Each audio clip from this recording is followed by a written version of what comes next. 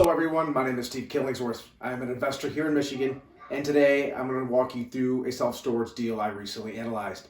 So let's get started. Here is a 24,800 square foot self-storage facility. This is a Class B facility in a Class C market, 210 units, and the household income for this market is $45,000. The MSA, where the facility is located, population of 28,000 and 12,000 people living within 5 miles of the facility. The population has been increasing.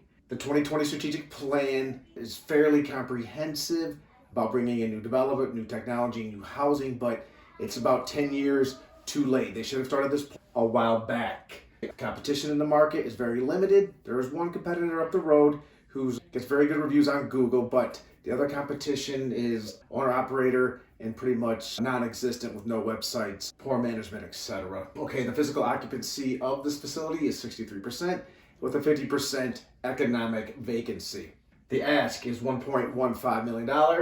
Net operating income of $49,400 gives us a cap rate of 4.3, which is honestly a bit ridiculous for a Class B facility in a Class C market. However, the good news is you're only paying $46, essentially a brand new facility. This thing was built in 2016, and they recently completed an expansion of the facility, and they are in the lease up of that expansion, which per the broker gives us the 63% physical occupancy.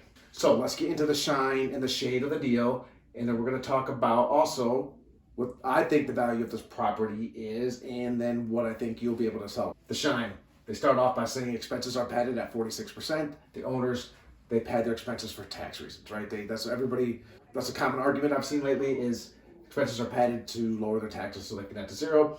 And the broker freely admits that they molded and finessed the numbers to come up with a 30% expense ratio. Okay, and I gotta throw shade on that number because in order to properly run a facility and offer the customer service that's required, you run it at less than 35% expense ratio. Property this size, it'll be very difficult to do that. Next off, the broker talks about the profit and loss statement, how that is not accurate due to lease up and acquisition.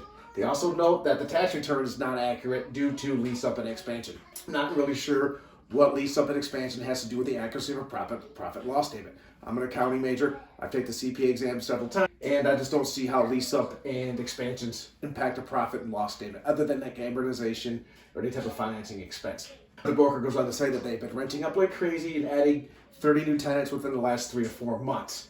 I went back to the rent roll and I took the last 20 people I found. I had most recent renters and noted that they had been renting at an average of 55 cents a square foot. And while noting that the competition up the road is renting at 65% square foot, and there's been no increase in advertising expense. So yes, they have increased occupancy, but it was mainly due to lowering rates and somehow not increasing any advertising expense. Next off, they talk about end of year 1 occupancy. They say you can get to 85%.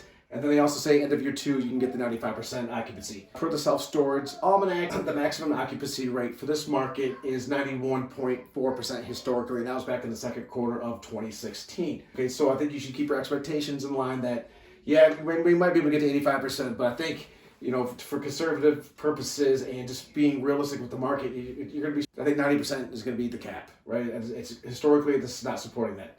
Continuing on, as I said earlier, 4.3 cap. This is a bit much for a Class B property in a Class C market. 4 cap is what you see in major metropolitan statistical areas, places like Atlanta, Phoenix, North Carolina, Florida, places like that. Class A markets, Class B markets, not here. So in this market, for the third quarter investor update, we know that a cap rate for the Class C market is between 5 and 6.5%. And for this particular deal, I want a risk premium. Okay, and I'm willing to give the average of 5.5, but I want an extra 100 points for risk. This is a Class C market, high economic vacancy, low household income. Class C people will drop out and move out on a drop of a hat. Okay, they don't really care about their credit report. They'll move out to save $5-10. Okay, so there's increased risk. In addition, so 6.5 cap is probably what the fair cap rate for a property like this is. So you take the 49,400 NOI. Assuming that number is correct for the broker, put a 6.5 cap on it, and that gets you a value of $760,000. So at the very most, you want to pay for this property is $760,000. So now the question is, where's the upside? Remember, we're at 63% physical, 53% economic vacancy. If we can get to 85% physical, And we'll start there, and that'd be very well 85% occupancy. So that would require us renting out an additional 5,400 square feet using the 55 cents a square foot that they've recently gotten for the new renter. Gives you an extra $3,000 a month in rental income. Times 12 months, 36,000 months. Apply expense ratio of 35%, gives you additional NOI of 23,400. Now, here's the important part. Very important here. Talk about the exit cap right now. The cap rate when you go to sell this property, what's that cap rate going to be? What are investors going to want to pay for this? It's going to be more of a Class C property than a Class B property 5 years from now. It's still going to be a Class C. It's going to go from a Class B facility more towards a Class C. It's going to be 5 years older. I'm guessing, and conservatively, and I think it's very reasonable that investors are going to demand 8%, an 8 cap in this market going forward. So you basically apply that 8 cap to the 23,400 of additional NOI. This is your meat on the bone, gives you $290K of value added. Walk it through very briefly. 6,700 square feet would be added on at 55 cents. Gives us NOI of 44,000. Apply the expense ratio, 35%.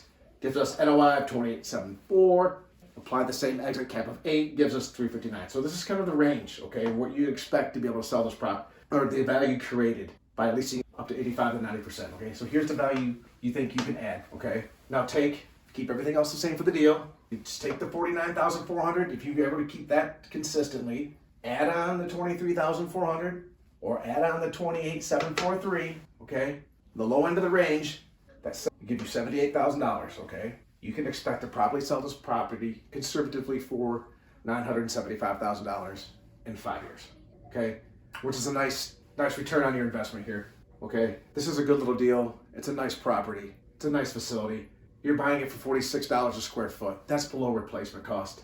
It's a good sized market. The issue is the story is not quite there for the market. If the household income was a little bit stronger, and if the strategic plan was a little more advanced, and not just what they have in there is good stuff, but that's not going to play out during during the time that we're going to hold this investment, okay? So we're not going to really benefit from that strategic plan. Again, the profit and loss statement not being accurate. It's interesting that they come out and say the profit and loss statement is not accurate, or the tax returns we're giving you. So given that, that's something that can be worked around, but the market can't be fixed. It's a good deal, it has good potential, but it's just not going to be something that's going to work for investors and I. But that's all I have for you today. See you next time, and go blue.